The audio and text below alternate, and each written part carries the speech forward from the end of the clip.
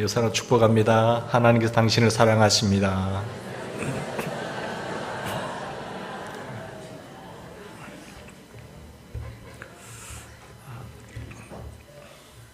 이 세상을 사는 사람 중에는 죽을 때 보면 몸부림치며 세상을 떠난 사람이 있고, 어떤 사람은 편안하게 죽음을 맞이하는 분이 있습니다.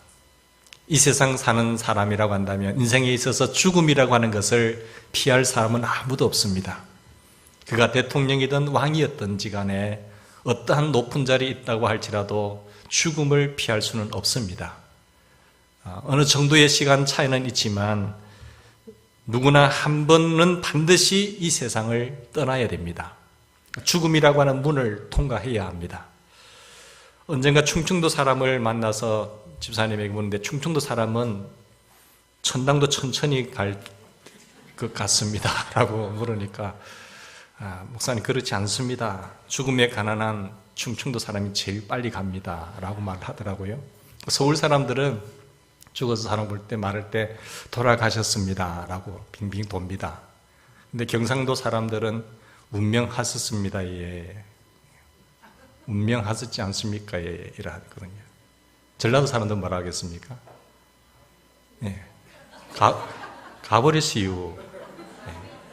근데 그보다 더 짧은 충청도 사람들이 말했습니다. 뭐라고 하십니까? 예, 가시오. 가시오. 제일 빨리, 제일 짧은 단어를 쓰지요.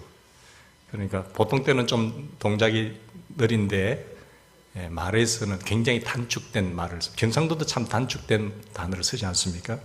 저는 죽음에 관한 가장 중요한 준비는 죽음의 의미를 바로 깨닫는 것이라고 생각합니다. 죽음이란 무엇인가? 그리스도인들에게 있어서 죽음은 무엇을 의미할까요? 여러분, 본문 말씀 보시면 바울 사도가 이 세상을 떠나기 전 기록한 말씀입니다. 거의 한 67년경에 로마의 감옥에서 자기 자신의 죽음을 예견한 채 이 편지를 가장 사랑하는 아들 디모데에게 쓰고 있습니다. 6절 말씀 보십시다. 전제와 같이 벌써 내가 부험이 되고 라는 말을 시작하는데, 구약시대의 번제, 화목제, 소제, 속건제, 이런 제사를 이야기를 할 때, 제사를 드릴 때 제물을 잡지 않습니까? 제물을 드리려고 하면 양이나 소를 잡아야 되는데, 거기에 씻어서 각을 떠서 마지막으로, 절차에 따라서 마지막으로 붓는 그 의식이 뭔가 포도주를 부어요. 그래서 마지막 절차를 한 뒤에 불로 태워서 때로는 소제로 이렇게 드리게 됩니다. 근데 바로 이것이 전제요 또 관제라고 이야기를 합니다. 바울 사도는 하나님 앞에 갈 때가 가까웠음을 예감하면서 이 편지 디모데후서를 기록하는데, 지금 죽음을 바라보고 있는 것입니다. 그것도 좋은 환경 속에 있는 것이 아니라 로마 감옥에 갇혀서 이 죽음을 바라보면서 무엇을 생각했을 것 같습니까? 바울이 바라보는 죽음은 어떤 죽음이었을까? 그럼 그리스도인들의 죽음은 무엇을 의미할까를 오늘 본문을 통해서 우리가 깨닫고자 합니다. 첫째로 죽음은 여러분 떠남입니다. 죽음은 떠나는 것입니다. 6절에서 보면 전제와 같이 벌써 내가 부험이 되고 나의 떠날 시각이 가까웠다, 이렇게 말씀을 하고 있습니다. 바울 사도의 고백과 같이 죽음은 떠나가는 것입니다. 우리의 영혼이 육체로부터 분리되어서 이 육체로부터 떠나가는 것, 그것이 죽음입니다. 영혼과 육체가 같이 결합되어서 살 때는 내가 고통도 느끼고 슬픔도 느끼고 기쁨도 다 느끼지만, 이 영혼이 육체에게서 떠나가게 되면 육체는 아무런 감각을 느끼지 못합니다. 그래서 내 본질은 누구냐? 영혼입니다. 영혼이 육체와 결합되어 있을 때 모든 것도 느끼고 또 가질 수 있지만, 영혼이 떠나가면 이 몸뚱아리는 아무런 가치도 없는 것이죠. 태우든지 묻어버리는 것입니다. 그래서 떠남이라고 한 단어는 결코 허무나 종말이나 소멸을 이야기하지 않습니다. 세상 사람들은 이제 소멸되었다, 없어졌다 이라고 하지만, 성경적 가르침은 죽음은 소멸되는 것이 아니라 떠나가는 것이다 가르치고 있습니다. 영어 성경에 보면 떠남을 뭐라고 말하고 있습니까? 어떤 단어를 표현하는가 하면 departure라고 이야기합니다. 어떤 비행기가 떠날 때 departure, 디파트먼트 이렇게 이야기하지 않습니까? 그러니까 새로운 것을 향해서 떠나가는 것, 출발이죠. 새로운 출발을 이야기합니다. 이 헬라어의 단어는 이 아날루시스라고 표현하고 있습니다. 아날루시스는 주로 두 가지 경우에 쓰이는 단어입니다. 첫 번째 경우는 이스라엘 백성들이 그 광야를 여행할 때 필요한 것이 천막이었습니다. 그래서 광야에 천막을 치고 또 새로운 곳을 출발할 때 이제 천막에 묶였던 끈을 푸는 것, 이 풀 때의 단어가 아날루시스를 쓰고 있어요. 그러니까 풀어야만이 새로운 곳을 향하여 나갈 수 있지 않습니까? 그래서 푼다라는 것에서 떠난다라고 하는 단어가 유래된 것입니다. 또 한 것 하나는 항구에 매여 있다가 출항하게 되면 배가 출항할 때 닻을 올려서 그 닻을 올려서 매였던 것을 푸는 것.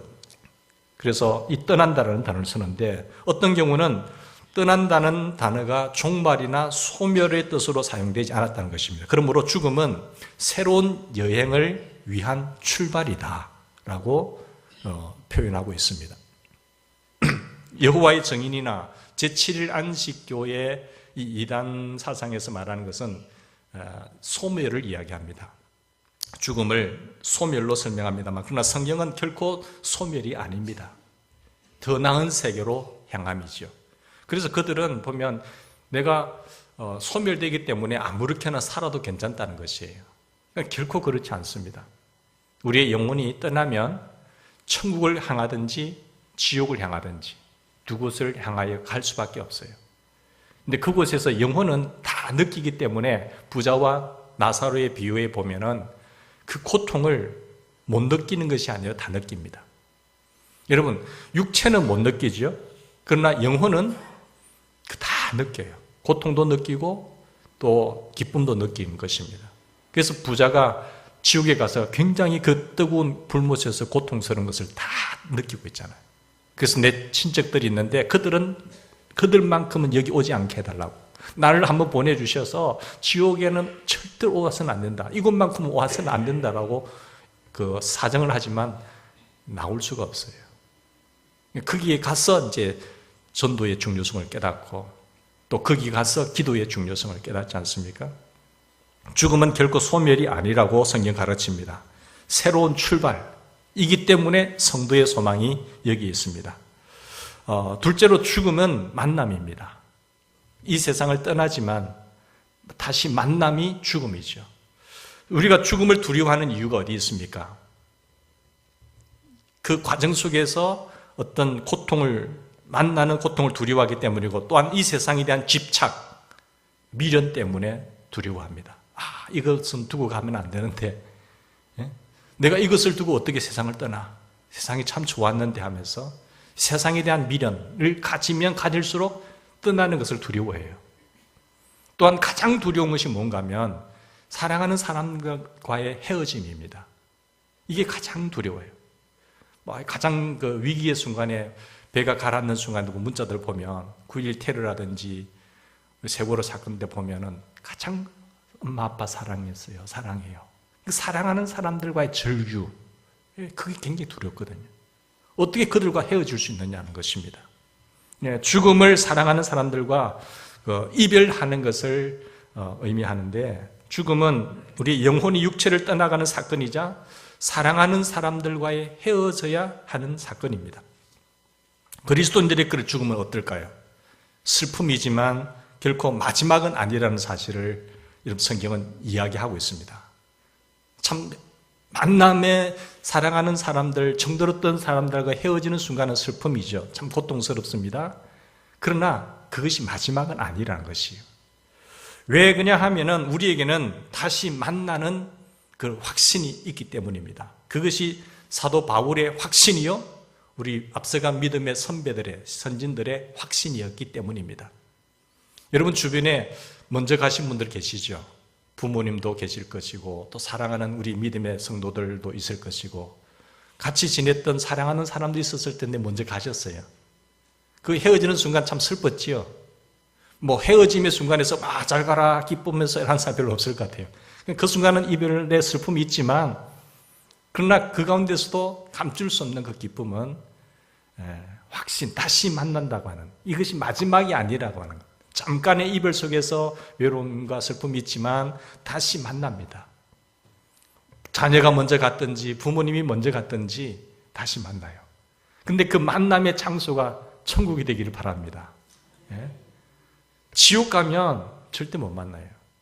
그래서 바울의 확신, 신앙 선배들의 이 확신은 결코 죽음은 마지막이 아니다는 것이죠. 빌립보서 1장 23절에 바울은 이런 고백을 하고 있습니다. 내가 그 두 사이에 끼었으니 떠나서 그리스도와 함께 있을 욕망을 가진 이것이 더욱 좋으나, 두 사이에 끼었다는 것은 삶과 죽음 사이에 끼어 있다는 것이요. 지금 떠나서 그리스도와 함께 있는 욕망을 가진 이것이 나는 더욱 좋다라고 바울 사도는 말씀하고 있습니다.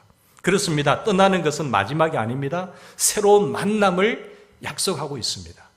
그러므로 그리스도인의 떠남은 만남을 전제로 하고 있습니다. 다시 만날 것을 기약하죠. 떠남은 곧 만남이라고 할 수 있습니다. 그래서 이 세상을 떠남으로 우리는 주님을 만날 수 있습니다. 그리고 우리는 천국에서 다시 만나자고 이야기하잖아요. 우리 자녀들에게도 마찬가지죠. 그래서 물론 이 세상을 사는 사람 동안에는 예수 그리스도를 나의 구주와 주님으로 영접한 사람들은 부분적으로 하나님의 인재를 경험할 수 있습니다. 주님과 함께 경험할 수 있지만 이것은 부분적인 임재예요. 부분적인 경험이죠. 거울로 보는 것 같이 완전치는 못하지만 나중에 이제 주님과 죽음을 통해서 주님을 만날 때는 완전한 모습으로 만납니다. 얼굴과 얼굴을 대하여 볼 것이요 라고 말합니다. 사모했던 주님을 만나고 그리고 내가 주님 안에 살아왔던 모든 그 사람들을 만나게 될 것입니다. 그러므로 그리스도인들에게 있어서 굿바이는 없습니다. 굿바이는 좋은 단어인 것 같지만 좋지 않은 단어입니다. 다시는 보지 않겠다는 거죠. 굿바이. 미국의 어느 아버지가 죽음을 앞에 두고 자녀들에게 마지막 인사를 하게 되었다고 한답니다. 그에게는 4자녀가 있었는데 3자녀에게는 하나씩 부르면서 야, 천국에서 만나자. 천국에서 만나자. 이 땅에서 더 용기 있게 자신 있게 잘 살다가 부끄럽지 않게 만나길 바란다 라고 3자녀에게는 이야기했어요. 근데 한 자녀, 아들 자니에게만은 자니 굿바이 라고 했어요. 자니가 듣고 있다가 아빠, 왜 저에게는 천국에서 만나자라고 하지 않아요? 왜 굿바이라고 하세요? 이렇게 질문하니까 아버지가 그때 이렇게 말했습니다. 자니야, 너는 아직 예수님을 영접하지 않았잖니? 너와 나 사이에는 다시 만날 소망이 없단다. 자니야, 이 아버지가 너에게 다시 만나자고 얘기할 수 있도록 해줄 수 있겠니? 아들 자니는 그제서야 비로소 울면서 아버지, 저도 아버지가 믿는 예수님을 나의 구주로 영접합니다. 구세주로 믿어요 라고 고백했습니다. 아버지는 사력을 다해서 사랑하는 아들에게 힘껏 끼안으면서 온 마음을 다해서 사랑하는 아들 천국에서 다시 만나자 라고 말한 뒤에 숨을 거두었다고 합니다. 이 아버지의 고백처럼 그리스도인의 죽음은 떠남인 동시에 다시 만남입니다. 할렐루야. 다시 만나요. 세 번째로 죽음은 상급입니다. 죽음의 순간이 다가올 때 우리는 무력감을 느낄 수밖에 없습니다. 이제는 어쩔 수 없지. 이제는 안 돼. 그런 감정이 몰려옵니다. 슬픕니다. 그러나 믿는 자라고 한다면 이런 무력감을 하나님께 대한 의존감으로 바꾸셔야 돼요. 하나님께 더 무력감이 몰려올 때마다 더 하나님을 의존할 수 있기를 바랍니다. 헬린 나우에는 죽음을 준비할 때 가장 좋은 태도는 어린아이처럼 되는 것이다라고 말합니다. 저는 이것이 매우 성경적인 교훈이라고 말합니다. 우리가 어린아이처럼 되지 아니하면 하나님 나라에 들어갈 수 없다고 말했던 것처럼 우리의 삶의 자세가 바로 어린아이처럼 되어야 되고 마지막 죽음의 순간까지도 어린아이처럼 되셔야 됩니다. 세상이 막 태어났을 때는 우리는 무력한 존재입니다. 아무것도 할 수 없어요. 그래서 부모님을 의존합니다. 전적으로 의존합니다. 근데 만약에 좀 컸다고 해서 어린아이가 뻗팅긴다든지 부모님을 거부한다든지 의존하지 않으면 어떻게 됩니까? 본인도 편안하지 못하고 부모님도 굉장히 힘들어합니다. 그러나 완전히 내 무력감을 알고 부모님께 완전히 의존해버리면 엄마가 굉장히 편안해요. 그리고 품에 안습니다. 그리고 키우기에 굉장히 수월습니다. 예수님도 그런 태도로 죽음을 맞이하지 않았습니까? 아버지여, 내 영혼을 아버지 손에 부탁합니다. 의존하는 모습이죠. 이것은 하나님을 의존하는 태도입니다. 여러분, 삶이란 무엇입니까? 삶은 우리의 욕망을 위해서 끊임없이 몸부림치는 거예요. 좀 더 살아남기 위해서. 죄송합니다. 욕망을 위해서 달려가게 되죠.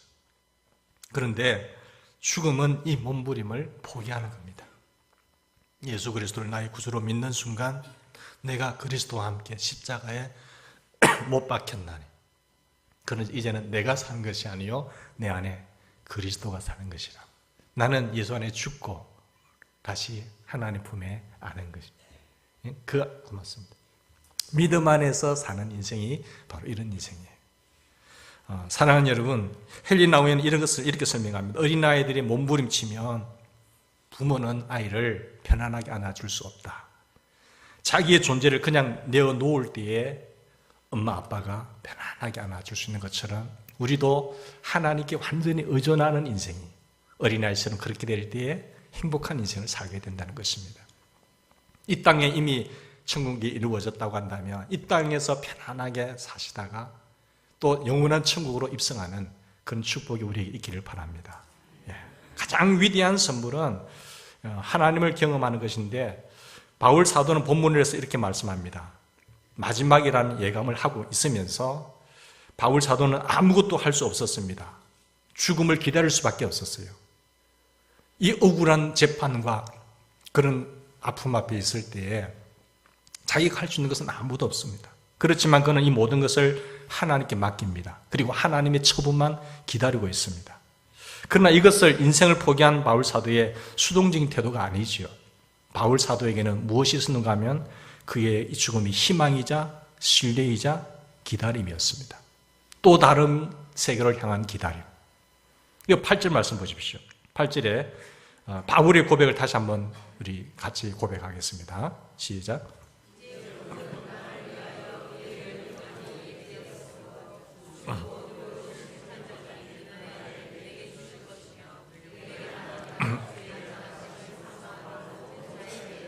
할렐루야. 이 고백이 우리의 고백이 되었으면 좋겠습니다. 8절 고백이 반드시 넣으셔야 돼요. 바울이 그런 억울한 죽음 앞에 죽음을 예감하면서 마지막 끔찍한 감옥 속에서도 이 고백을 하고 있지 않습니까? 이 확신을 하고 있지 않습니까? 바울은 의로운 재판장, 하나님을 의로운 재판장이라고 부르고 있습니다. 바울은 그 당시에 로마 황제에게 불의하게 체포되었습니다. 그리고 법정에서 불의한 재판을 받았습니다. 그런 판결을 받았습니다. 그런데 의로우신 재판장이라고 고백하면서 하나님을 가리켜서 내가 그분 앞에 당당히 설 것을 예감하고 있잖아요. 확신하고 있잖아요. 나는 의로우신 재판, 당신네들은 나를 불의로 재판하고 판정했지만 나는 참되신 의로운 재판장 앞에서 나는 설 것이야. 그렇게 고백하고 있잖아요. 그리고 하나님은 나를 아시고 나에게 상급을 베풀어 주실 것이다 라고 믿습니다. 8절 보십시다. 가장 중요한 단어는 의라는 단어인데요. 그는 불의한 대접을 받았습니다. 불의한 재판을 받았습니다. 그러나 그는 마지막 순간에 자기를 정당하게 판단해 주실 의로우신 재판장 하나님을 바라봅니다. 그리고 그 하나님이 그에게 의의 면류관으로 상을 베풀어 주실 것을 확신하죠. 여러분, 하나님과의 관계성 속에서 우리가 죽음을 두려워하는 것이 아니라 인간이 한 번 죽는 것은 정한 이치요, 그 위에는 심판이 있는데 그 하나님 앞에 당당하게 설 수 있는 그런 축복이 있기를 바랍니다. 그리고 이 땅에서 그 의의 면류관을 바라볼 수 있는 그런 인생이 되었으면 좋겠습니다. 여러분, 성경에 죽고 나서 주님 앞에 설 때에 받을 수 있는 상급에 대해서 여러 가지로 표현하고 있습니다. 그런데 오늘 본문에는 죽고 나서 하나님 앞에 서서 받을 상의 가운데서 의의 면류관으로 표현하고 있습니다. 세상은 불의하게 나를 단죄하고 세상은 불공평하게 나를 대접했지만 나는 의의 면류관으로 상 주실 의로우신 재판장 하나님을 바라본다고 고백합니다. 그리고 이 믿음 때문에 바울은 불공평해 보이는 죽음 앞에서도 당당할 수가 있었던 것이죠. 그래서 죽음이 정말로 두려워 떨면서 죽음을 맞이하는 것이 아니라 평화롭게 당당하게 죽음을 맞이하는 그런 축복이 있기를 바랍니다. 기도하셔야 돼요. 임종의 축복을 위해서 꼭 기도하셔야 돼요. 이것은 바울 사도의 고백일 뿐만 아니라 우리의 고백이 되어야 됩니다. 이렇게 죽어가다니 이건 정말 불공평해라고 말할 수밖에 없는 그런 상황, 그런 환경들을 우리는 접할 수가 있습니다. 그런데 바울은 그런 상황이었죠, 바울도. 그러나 이 마지막 순간에 역사를 주장하시고 나의 영혼까지, 나의 생명까지 주장하시는 그 살아계신 의로우신 재판장, 그 하나님, 그 의의 하나님을 바라보면서 의의 면류관을 주시리라고 확신했기 때문에 죽음을 두려워하지 않아요. 바울의 고백이 우리의 고백이 되어서 우리가 하늘의 상급을 바라보는 신실한 우리 믿음의 성도님들 되기를 바랍니다. 앞으로 맞이할 죽음을 바라보면서 우리 남아있는 인생 그러면 어떻게 살아야 될까요? 이 8절의 말씀이 우리의 고백이 되고 확신이 되고 이 말씀을 붙잡고 살아가는 사람이라고 한다면 내 나머지 인생을 어떻게 살아야 되느냐? 7절 말씀을 기억하셔야 됩니다. 8절의 축복은 7절이 전제되어야 8절이 오게 되는 거죠. 내가 선한 싸움을 싸우고 나의 달려갈 길을 마치고 믿음을 지키는 삶이에요. 그래야만이 이 8절의 축복의 확신 속에서 거할 수 있습니다. 만약 7절이 없다고 한다면 8절의 말씀을 기대할 수가 없습니다. 우리가 선한 싸움을 싸우고 달려갈 길을 마치고 믿음을 지킨다고 한다면 이제 후로는 의의 하나님이, 의로우신 하나님이 의의 면류관으로 내게 상 주실 것이라고 하는 분명한 확신이죠. 우리의 본문에 보면 오늘 선한 싸움이나 달려갈 길은 모두 경기장의 상황을 이야기할 때 쓰는 용어들입니다. 선한 싸움이다, 달려갈 길. 경기자에게 무엇보다 중요한 것은 무엇입니까? 끝까지 싸우는 겁니다. 좀 더 실력 있는 사람이라도 하더라도 중간에 포기하는 사람이 있잖아요. 안 되잖아요. 좀 실력은 없지만 끝까지 경주하는 것. 그 사람이 승리자입니다. 끝까지 달려가셔야 돼요. 경기에 임하는 사람으로서 최고의 미덕은 끝까지 버티는 겁니다. 끝까지 완주하는 것이죠. 인생을 끝까지 완주한다. 근데 어떻게 완주하느냐? 믿음을 지키는 거예요. 위에서 부르신 표대를 향하여 부르신 상을 얻기 위하여 끝까지 완주하는 것. 그러면서 믿음을 지키는 것. 이것이 경기자의 가장 좋은 미덕입니다. 우리를 쓰러뜨리려고 여러 가지 유혹도 많지요. 그래도 지키는 거예요. 나는 믿음을 지켰다라고 하는 이 고백이 굉장히 중요한 고백입니다. 마지막 순간에 자녀들을 불러놓고 여러분 성도들 앞에서 목사 앞에서 고백이 있기를 바랍니다. 나는 믿음을 지켰다. 어떠한 세상 속에 불의에 타협하지 않고 나는 그 주님을 바라보고 믿음을 지켰노라 라고 말할 수 있어야 됩니다. 그리스도인의 삶은 믿음으로 시작해서 믿음으로 끝나는 것이 신앙의 삶입니다. 히브리서 기자는 그래서 믿음의 주요 또 온전케 하시는 이 예수를 바라보자. 믿음의 시작은 예수님으로부터 시작되는 거거든요. 믿음의 주는 믿음을 시작하도록 만들어주신 분, 그분이 믿음을 완성시켜 주실 것입니다. 예수 그리스도를 주님으로 믿는 믿음 안에서 우리는 새로운 가치와 삶의 의미를 발견하고 죽음 건너편에 있는 영원한 소망을 바라보지 않습니까? 예수 그리스도를 만나는 순간 인생을 내 종착지가 어디고 내 목적지가 어디고 나는 어디를 향해서 달려가야 할 방향을 감각을 갖고 살아가는 것이거든요. 그래서 믿음으로 시작해서 믿음의 완성을 향해 달려가는 인생길, 이것이 그리스도인이 달려가야 할 길입니다. 믿음은 주님이 우리에게 주신 가장 소중한 자산입니다. 가장 중요한 자산이죠. 그것은 우리가 물질의 자산보다도 가지고 있는 물질의 자산보다도 더 귀한 것인데 어떤 자산이 우리에게 영생을 줄 수 있습니까? 여러분이 가지고 있는 돈 10억이 여러분에게 영생을 보장할 수 있습니까? 여러분이 가지고 있는 지위, 그 권력이, 그 대통령의 자리가 여러분에게 영생을 줄 수 있습니까?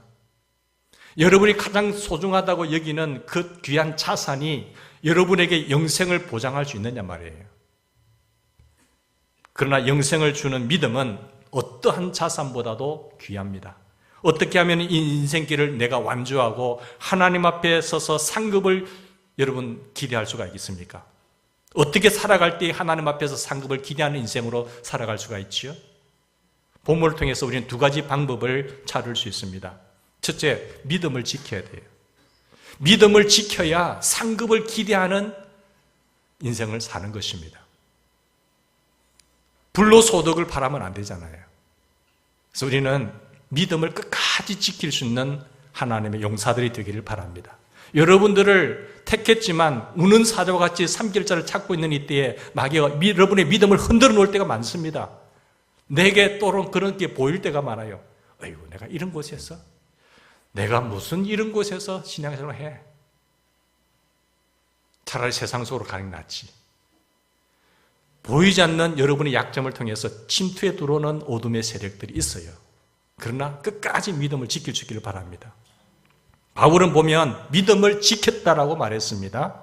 그래서 헬라어에 보면 이 지켰다라고 하는 표현은 보물을 관리할 때 쓰던 단어입니다. 믿음은 보물보다 귀한 것입니다. 믿으십니까?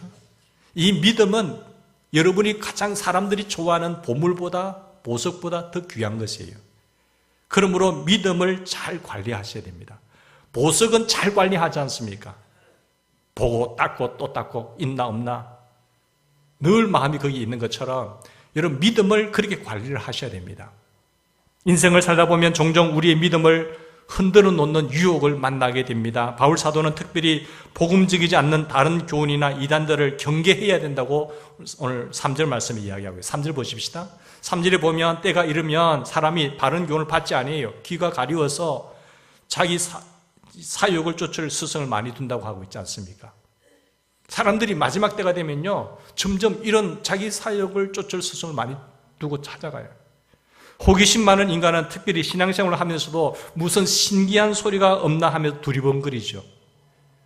어떻게 보면 호기심 많은 인간들이지만 근데 계속 여기 기웃 저기 기웃 여기 인터넷 들어가고 저기 인터넷 들어보고 두리번거리다 빠져버려요. 그냥 무단한 인생, 호기심 많지 않는 사람들은 그런 데 잘 빠지지도 않습니다. 항상 호기심 많은 사람은 여기 두리번두리번 하다가 딱 밥이 돼요. 자칫 이단에 빠져서 우리의 존귀한 믿음을 상실할 수 있습니다. 그런 사람들이 보입니다. 그래서 바울 사도는 뭐라고 말을 합니까? 믿음을 지켜라. 믿음을 지켜야 된다.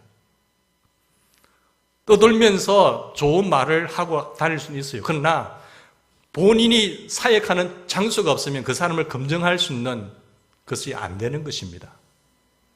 목회와 떠도는 사람의 발언은 다릅니다. 그 사람들은 무책임해버려요. 하고 떠나가면 그만이죠. 방황하다가.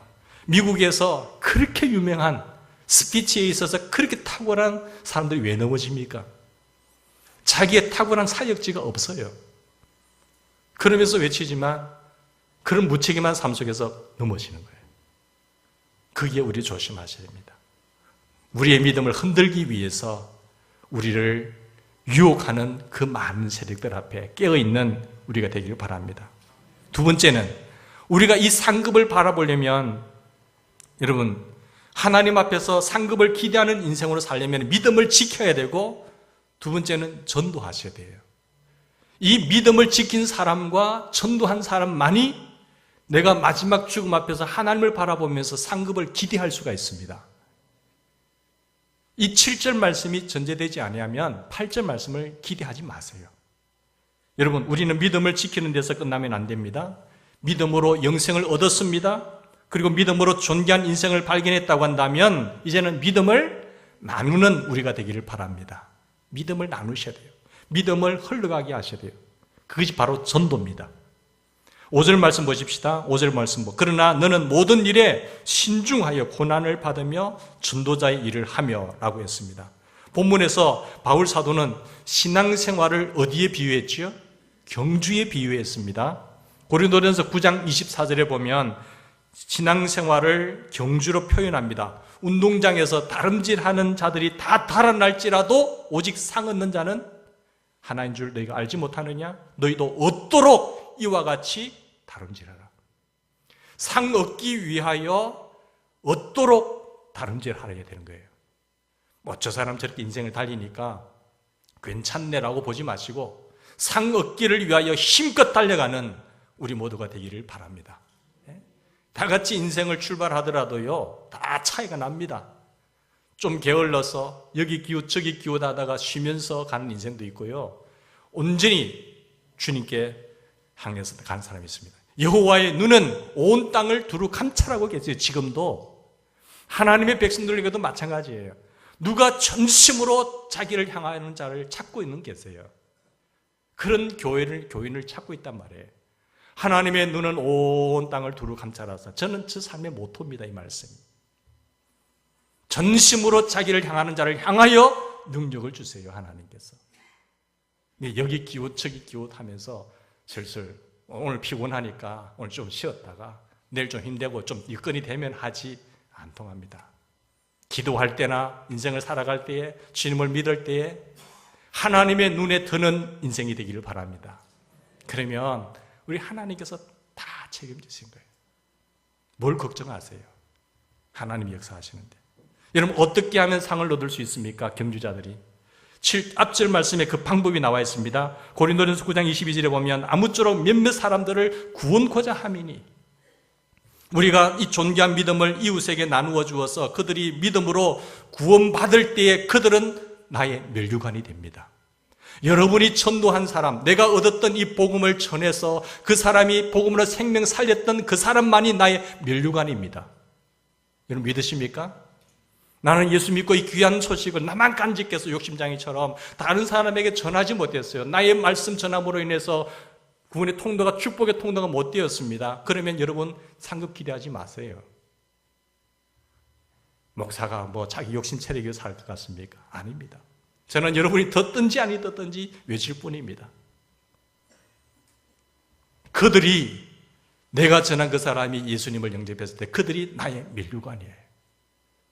우리의 자랑이 될 수가 있는 것입니다. 그래서 내가 주님 앞에 서는 그날까지 100명을 목표로 하세요.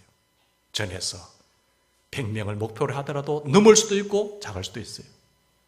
내가 이 생명의 복음을 가지고 삶의 가치를 발견하고 영생을 얻었고 믿음을 지켜나가기 위해서 내가 타협하지 않고 하는 이 생을 전해서 그들도 이 은총을 누릴 수 있도록, 이 축복을 누릴 수 있도록 전해야 되지 않습니까? 그럴 때에 하늘에서는 잔치가 이루어지고 축복이 이루어지는 것입니다. 믿음으로 구원받는 것, 믿음을 지키고 영광스러운 복음을 전하는 일에 믿음의 사람들은 생명을 드렸습니다. 바울도 보십시오. 그래서 바울은 보면 죽음 앞에서는 바울이 당당하게 이렇게 고백할 수 있는 것이 뭡니까? 이제 후로는 나를 위하여 의의 면류관이 있다는 거예요. 물론 복음을 전할 때에 거절도 당합니다. 핍박도 있습니다. 힘도 듭니다. 그렇지만 자기가 주님을 발견하고 나서 그 인생을 거기에 올인해요.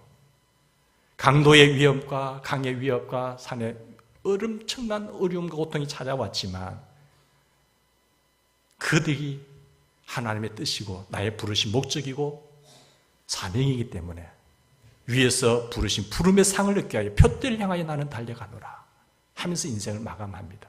그래서 이제 후로는 나를 위하여, 의로우신 재판장이 나를 위하여 의의 면류관을 준비하시니 나에게뿐만 아니라 주를 사랑하는 모든 사람에게 얻기를 바란다고 하고 있어요. 이 고백이 우리 모두의 고백이 되기를 바랍니다. 같이 기도하십시다. 제가 전에 심호하는 교회에서 어느 집사님이 소천하셔서 방문했습니다. 그런데 교인들이 굉장히 많이 찾아오셨어요. 생각해보니 모두가 그 집사님이 뿌린 씨앗이었습니다. 그분은 전도만 열심히 한 게 아니라 슬픔 당하고 어려운 일 당한 가정이 있으면 찾아가서 꼭 위로해 주시는 분이었습니다. 저는 그 집사님에게 사랑과 복음을 받았던 사람들이 와서 그분을 전송하는 것을 보며 집사님의 출발이 정말 아름답구나 하는 생각을 했습니다. 우리가 살 날은 그리 많이 남아있지 않습니다. 죽음을 어떻게 준비하고 싶습니까? 우리에게 선물로 준 보배로운 믿음을 가족과 이웃과 함께 나누는 일, 이것은 죽음에 대한 자랑스러운 준비가 될 것입니다. 남은 우리 인생길을 바라보며 제가 좋아하는 시인 로버트 프로스트의 눈 내리는 저녁 호숫가의 걸음을 멈추고라는 시의 마지막 부분을 소개합니다. 숲은 아름답고 어둡고 깊다. 하지만 내겐 지켜야 할 약속이 있어. 잠들기 전 몇 마일을 걸어야 한다. 하지만 아직도 내게는 지킬 약속이 있다.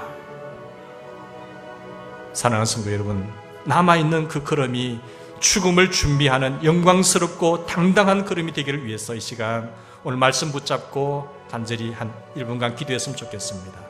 다 같이 통성으로 기도하시겠습니다. 참 좋으신 하나님 아버지, 사랑합니다. 감사합니다. 주님의 놀라우신 사랑 속에서 먼저 구원받은 백성으로 살아가게 하시고 하나님의 은혜를 누리며 살게 하시니 감사합니다. 아버지요, 내 인생의 목적이 달려가야 할 방향이 어딘지 알게 하시고 죽음이 결코 떠남이지만 다시 만남이라고 하는 사실, 주님 앞에 만날 것을 기약하면서 부끄러움이 없는 하나님의 구원자로 살아갈 수 있도록 도와주시옵소서. 아버지 하나님, 이 8절의 말씀이 이제 후르는 나를 위하여 의의 면류관이 준비했다고 하는 이 확신 속에 살아갈 수 있도록 아버지 끝까지 믿음을 지킬 수 있도록 아버지여 도와주시옵소서. 우리가 인생길을 완주하고 하나님 앞에 서서 상급을 기대하는 인생이 되기를 원합니다. 하나님 도와주시옵소서. 마지막까지 함께 하시고 이 사명을 잊지 않도록 항상 경청하여 주시고 인도하여 주시옵소서. 감사합니다. 예수님 이름으로 기도드리옵나이다.